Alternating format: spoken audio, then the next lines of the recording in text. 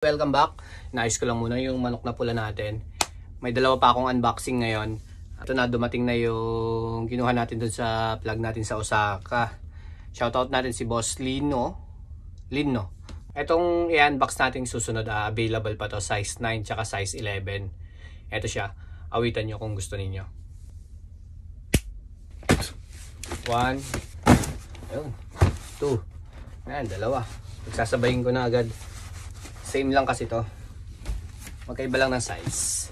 Same colorway, different size.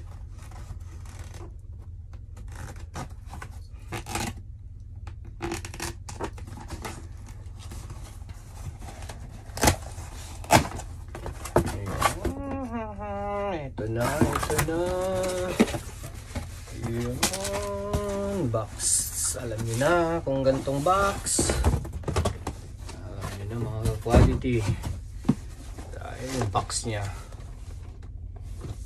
size nito size 9. Box natin, open na natin.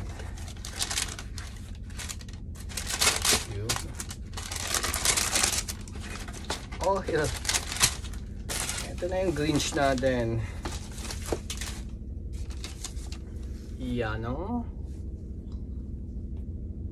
Kobe 6 na reverse Grinch. Ayan siya. Oh, wow. Oh. Ganda naman nito.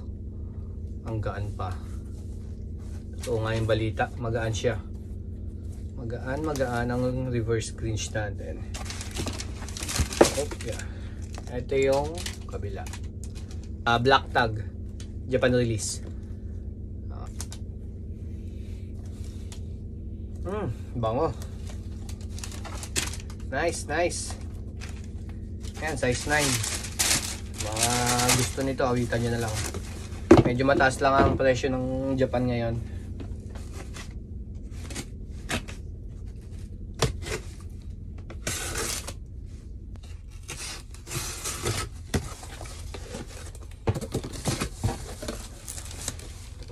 Dalawa yan.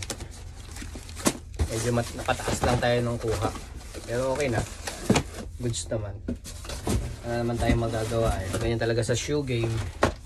Hindi natin na-anticipate na bababa pala. So ito yung size 11.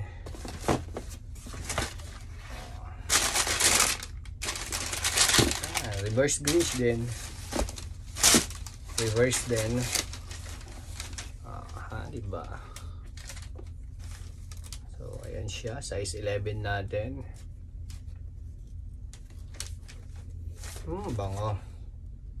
Ang bango. Oops. So ito yung kabila. Yan. Black tag, Japan release.